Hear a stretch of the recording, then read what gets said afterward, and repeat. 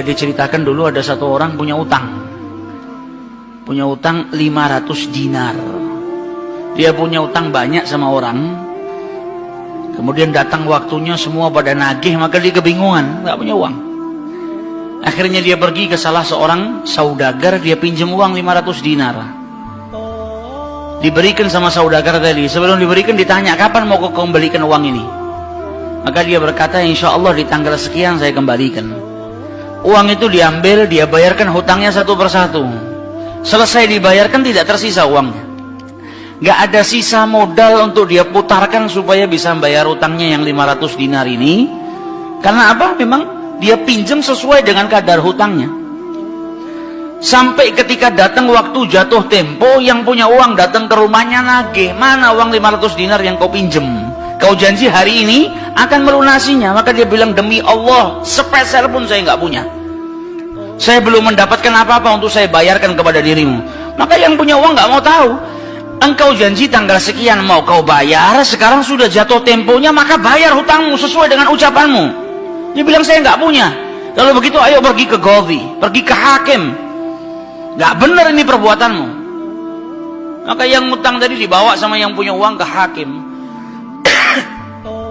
Diceritakan perkaranya, ditanya sama hakim, kenapa tidak kau bayar hutangmu? Bukankah engkau berjanji hari ini akan melunasinya? Dia bilang, iya saya berjanji, tapi saya nggak punya uang. Saya bukan pengkhianat, bukan orang yang mau berdusta. Kalau berdusta saya akan bilang saya nggak punya uang. Nggak ada perjanjian di sini, nggak ada bukti. Tapi saya ngaku kalau saya punya hutang dan hari ini saya nggak punya uang untuk saya bayarkan. Maka Qadhi berkata, apa kalau begitu kau melanggar janjimu, maka engkau harus dihukum, engkau harus dipenjara. Maka yang utang tadi bilang apa? Kalau begitu ya sudah, kalau memang hukumannya saya harus dipenjara karena saya nggak bayar utang, ya sudah saya terima. Tapi tolong berikan saya waktu 1 hari. Saya mau kembali ke rumah saya mau izin dengan istri dan anak-anak saya. Besok saya akan kembali ke sini lagi dan masukkan saya ke dalam penjara. Maka sang hakim berkata apa? Bagaimana mungkin saya bisa percaya dengan dirimu? Siapa yang menjamin dirimu? Kalau ada yang menjamin kau bakal kembali ke sini, maka saya lepaskan. Dia bilang, ya Qadhi, kalau saya niat lari sudah dari kemarin-kemarin saya lari. Kalau saya niat lari saya nggak datang ke sini. Maka percayalah saya akan kembali di esok hari. Maka kata Qadhi, jaminannya apa? Akhirnya lelaki tadi bilang apa? Jaminannya yang menjamin saya adalah Rasulullah SAW. Maka sang hakim bingung. Maksudmu yang menjamin Rasulullah ini bagaimana? Dibilang, ya hakim, kalau saya besok nggak kembali ke tempat ini, saya bersedia ditolak menjadi umatnya Nabi besar Muhammad SAW. Ini nggak main-main sumpahnya. Dan ini bukan sembarang orang, memang orang yang soleh. Dia bilang, berikan saya waktu sebentar, saya kembali kepada keluarga saya pamit dengan istri saya, besok saya kembali. Saya bersumpah dan saya siap dikeluarkan dari umatnya Rasulullah, nggak dianggap sama Rasulullah kalau sampai saya berdusta. Maka si hakim tadi mendengar sumpahnya seperti ini, akhirnya dipercaya, kalau begitu kembalilah. Maka dia kembali ke rumah, dia ceritakan kepada istrinya, dia minta izin sama istrinya, suamimu ini mungkin besok di penjara karena nggak bisa bayar utang. Kata istrinya, kalau kau dihukum penjara, terus apa yang bisa membuatmu keluar sekarang ini? Kok tidak langsung di penjara, kok bisa kembali ke rumah? Kata suaminya, karena saya mendapatkan jaminan. Dari siapa? Dari Rasulullah. Dia ceritakan, saya bersumpah kalau saya nggak kembali di esok hari, saya rela tidak dianggap sebagai umatnya Rasulullah SAW. Maka istrinya berkata, selagi engkau ini mendapat jaminan dari Rasulullah atau kau menjaminkan Rasulullah SAW, maka ayo kita perbanyak sholawat. Semoga Nabi besar Muhammad SAW benar-benar menjamin dirimu. Karena sholawat itu manfaatnya besar. Sholawat ini berkahnya luar biasa. Maka si suami sama si istri kemudian diperbanyak sholawat, membaca sholawat yang sangat banyak sampai mereka akhirnya tertidur. Yang laki yang punya utang tadi ketika tidur mimpi berjumpa dengan Rasulullah SAW. Dan Nabi dalam hadisnya telah bersabda, man ra'ani fakat ra'ani haqqa. Siapa yang mimpi berjumpa dengan diriku, maka sesungguhnya itu aku. Karena syaitan gak bisa menyerupai Nabi besar Muhammad SAW.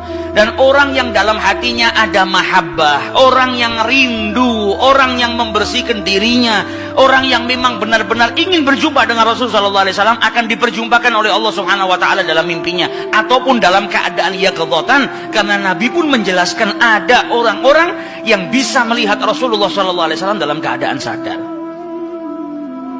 Sebagaimana dulu diriwayatkan ada seorang santri kepingin ketemu sama Rasulullah, pingin mimpi.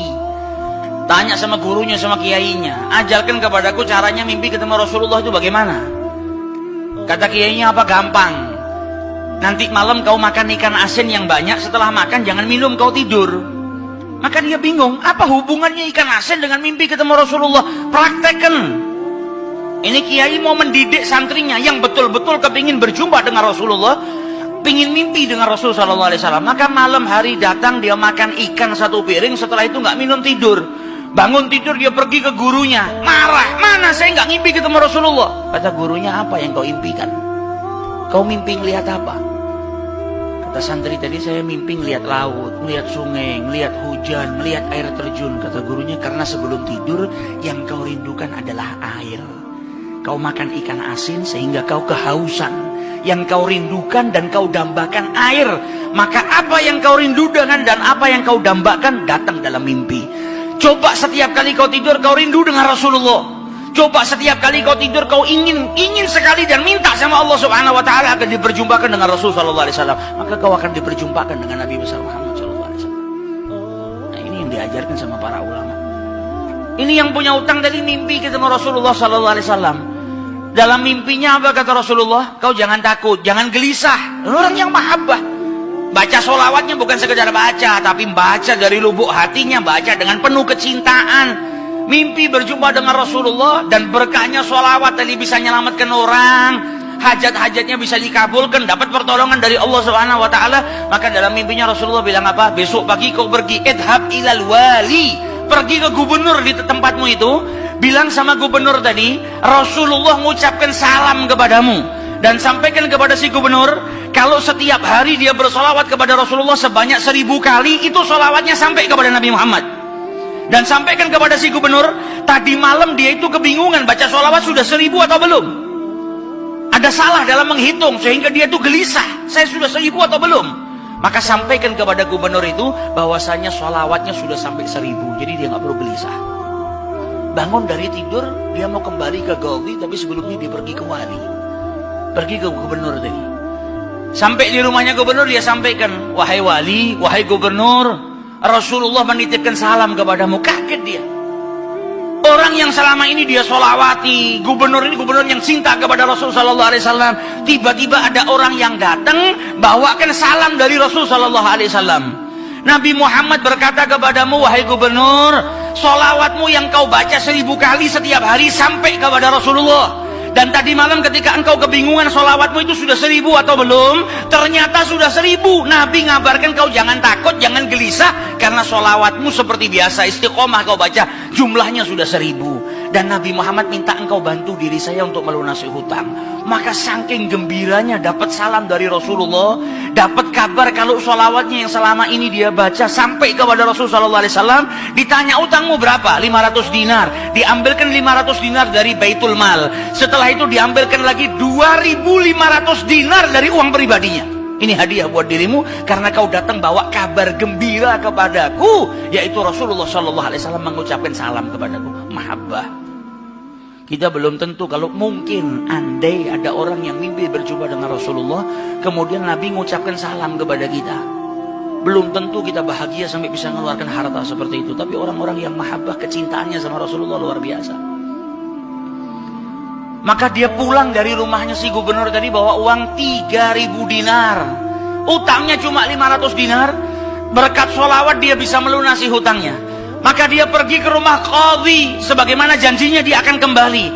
Dia ketuk pintu rumah qadhi, maka qadhi tadi ketika buka pintunya langsung memeluk orang tersebut, nangis yang luar biasa dan berkata apa? Alhamdulillah, berkat dirimu tadi malam saya mimpi ketemu Rasulullah SAW. Kata Rasulullah apa? Kalau engkau membantu orang yang punya utang itu untuk melunasi hutangnya, maka aku akan membantumu kelak di hari kiamat. Diambilkan uang 500 dinar diberikan kepada orang tersebut.